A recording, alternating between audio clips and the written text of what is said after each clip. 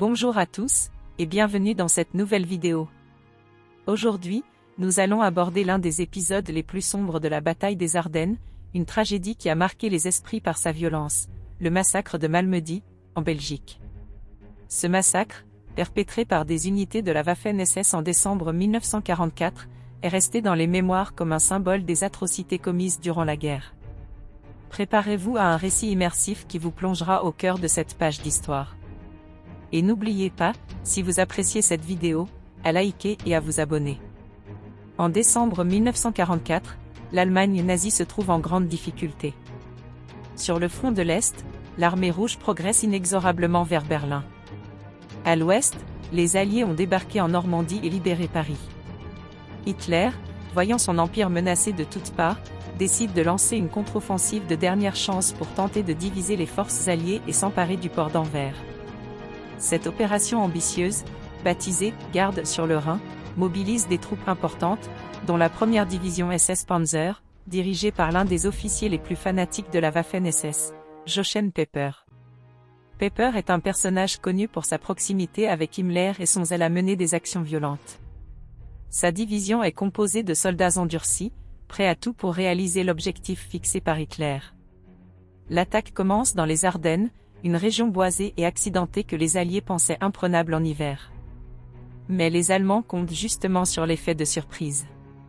Le 17 décembre, la division de Pepper avance rapidement et se retrouve près du petit village de Bonnier, non loin de Malmedy, où elle encercle un groupe de soldats américains de la 108e division d'artillerie de campagne.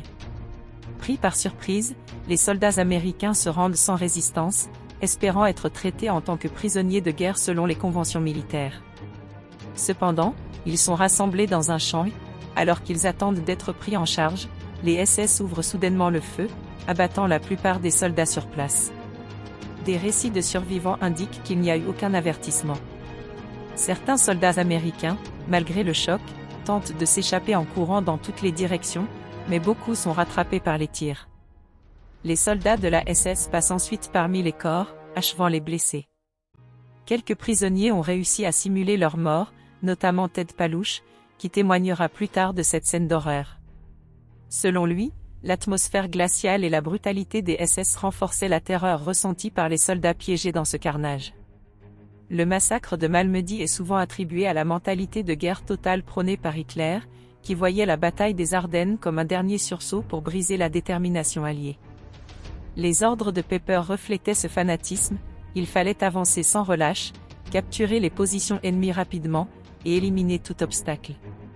Cette approche, associée à la déshumanisation des Alliés par la propagande nazie, permettait aux soldats SS de justifier des actes de violence extrême sans scrupules. Les soldats allemands n'avaient plus les moyens matériels ni le temps de gérer de nombreux prisonniers, et l'ordre tacite était souvent de ne pas faire de quartier, surtout vis-à-vis des soldats américains, symbole de la menace directe pour le Troisième Reich. Le massacre de Malmedy devient ainsi une combinaison de ce contexte militaire et de l'idéologie brutale de la Waffen-SS, où les prisonniers sont vus comme de simples obstacles.